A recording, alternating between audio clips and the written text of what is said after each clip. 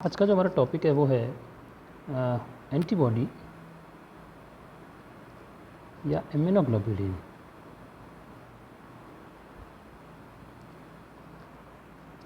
Rodney porter और Gerald Edelman ने सबसे पहले 1962 में एंटीबॉडी की फाइन जो स्ट्रक्चर है उसको डिस्क्राइब किया।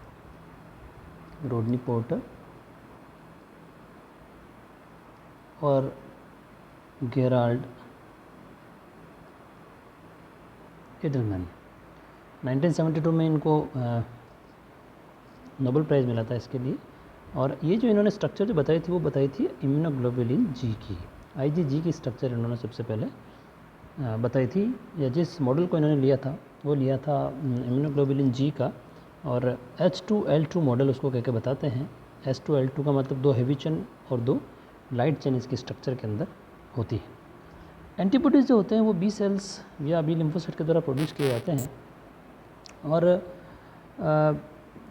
पूरी बॉडी में ये डिस्ट्रीब्यूटेड रहते हैं। साथ ही जो बी सेल्स हैं उनके सरफेस के ऊपर भी ये प्रेजेंट रहते हैं। जब एंटीजन किसी एंटीबॉडी से एनकाउंटर करते हैं, जब भी कोई एंटीजन किसी एंटीबॉडी से एनकाउंटर करते हैं जो कि बी सेल पर लोकेटेड है, तो बी सेल्स जो होती हैं वो प्लाज्मासाइट्स के अंदर या प्लाज्मा सेल्स में कन्वर्ट हो जाती हैं और पर्टिकुलर एंटीजन के लिए एंटीबॉडी का सिक्रेशन करना शुरू कर देती है। अब जो स्ट्रक्चर है इम्यूनोग्लोबुलिन जी की, IgG की जो स्ट्रक्चर है, उस IgG की स्ट्रक्चर एक वाई शेप मॉडल इसका होता है या वाई शेप इसकी स्ट्रक्चर होती है। और इस वाई शेप स्ट्रक्चर के अंदर मोटे मोटे तौर पर जो सबसे पहले पोर्टर और एडलमैन ने बताया था उसका आधार हम लेते हैं, तो इसके अंदर 2 फ्रेगमेंट या इसके स्ट्रक्चर के अंदर 2 फ्रेगमेंट में इसको हम बांट सकते हैं। एक तो ये और दूसरा ये जो नीचे की तरफ जो फ्रेगमेंट है ये फ्रेगमेंट, ये कहलाता है FAB फ्रेगमेंट। FAB फ्रेगमेंट मतलब फ्रेगमेंट एंटीजन बाइंडिंग, मतलब ये जो फ्रेगमेंट है ये एंटीजन से बाइंड होता है, जबकि ये जो फ्रेगमेंट है ये कहलाता है FC। ये फ्रेगमेंट कहलाता है प्रोटीन, ये fragment actually easily protein crystals में कन्वर्ट हो जाता है, तो इसको FC फ्रेगमेंट या फ्रेगमेंट क्रिस्टलाइजेबल कह करके बताते हैं। और ये एंटीजन से बाइंड नहीं होता है, जबकि FAB जो है वह एंटीजन से बाइंड होता है।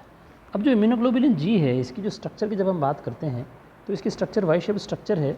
और जो वाई शेप स्ट्रक्चर की जो दोनों आर्म्स हैं, इन दोनों आर्म्स के अंदर ये एंटीजन बाइंडिंग साइट लोकेटेड होती है, जबकि जो नीचे का जो स्टेम होता है वो स्टेम जो है वो एंटीजन से बाइंड नहीं होता है। स्टेम कहते हैं, टेल कहते हैं, वो एंटीजन से बाइंड नहीं होता है। इसको हमने FC फ्रेगमेंट या FC रीजन भी कहा था।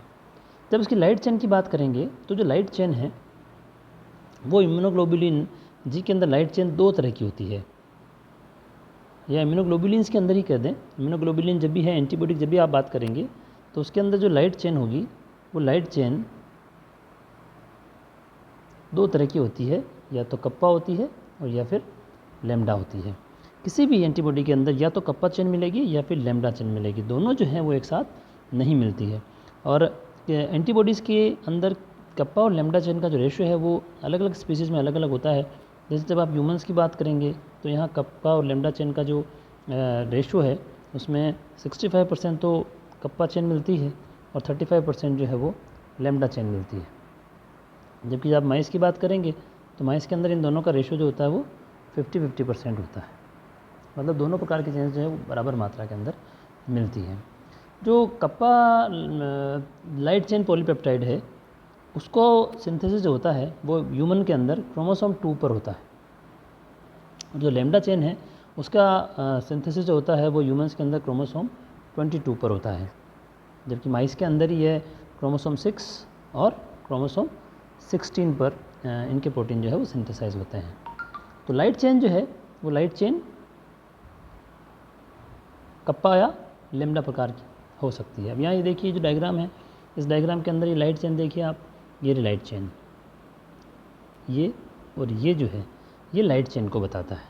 ये जो हिस्सा है ये हिस्सा लाइट चेन को बताएगा, ये जो हिस्सा है ये लाइट चेन को बताता है, जबकि ये जो अंदर की तरफ जो पूरी चेन है यहाँ से लेके यहाँ तक, ये पूरी हेवी चेन है। तो ये पूरी हेवी चेन और ये बाहर की तरफ लाइट चेन होती है। अब बात करते हैं हेवी चेन की। तो जो हेवी चेन है वो हेवी चेन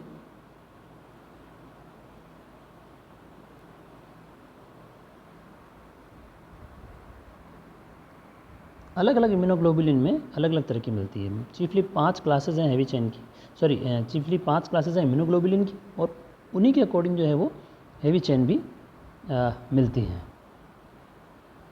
5 क्लासेस हैं हेवी चेन की, उन्हीं के अकॉर्डिंग वो हेवी चेन में मिलती है। अब ये देखिए, जैसे IgG, immunoglobulin G, immunoglobulin A, immunoglobulin M, immunoglobulin D और इम्यूनोग्लोबुलिन E। तो IgG जो है उनके अंदर जो हेवी चेन मिलेगी वो होगी गामा। IgA है, उसके अंदर जो हेवी चेन मिलती है वो है अल्फ़ा। जो IgM है उसके अंदर जो हेवी चेन मिलती है वो म्यू। IgD जो है उसके अंदर जो हेवी चेन मिलती है वो है डेल्टा, और IgE जो है उसके अंदर जो हेवी चेन मिलती है वो है एप्सिलॉन। तो 5 तरह की हेवी चेन्स हो गई। अब किसी भी एंटीबॉडी में जो हेवी चेन मिलेगी वो किसी पर्टिकुलर एक प्रकार की मिलेगी, जबकि जो लाइट चेन है वो या तो कप्पा मिलेगी या फिर लैम्डा हो सकती है।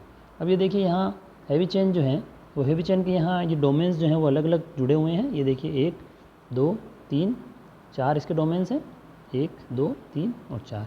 और ये जो दो हेवी चेन जो हैं एंटीबॉडी की, वो आपस में इंटरचेंज डाइसल्फाइड बॉन्ड के द्वारा जुड़ी रहती है। देखिए डाइसल्फाइड बॉन्ड है, ये डाइसल्फाइड बॉन्ड है, इनके द्वारा जुड़ी रहती है। और एक हिंज रीजन जो कि जहाँ जो वाई शेप जो स्ट्रक्चर है, उस वाई शेप स्ट्रक्चर का जो आर्म्स और बेस जहाँ मिलता है वहाँ ये हिंज रीजन प्रेजेंट है। यहाँ भी ये डाइसल्फाइड बॉन्ड होते हैं जो कि इन चेन्स को आपस में जोड़े रखते हैं। अब यहाँ अगर हम देखेंगे तो यहाँ 2 मुख्य पॉलीपेप्टाइड चेन्स हैं इम्यूनोग्लोबुलिन्स के। इसके अंदर 2 रीजन हमको नज़र आते हैं। एक तो रीजन नज़र आता है हमको कांस्टेंट, जिसको हमने C से बताया, और एक हमको आता है वेरिएबल। देखिए यहाँ जो हेवी चेन है उस हेवी चेन के अंदर भी,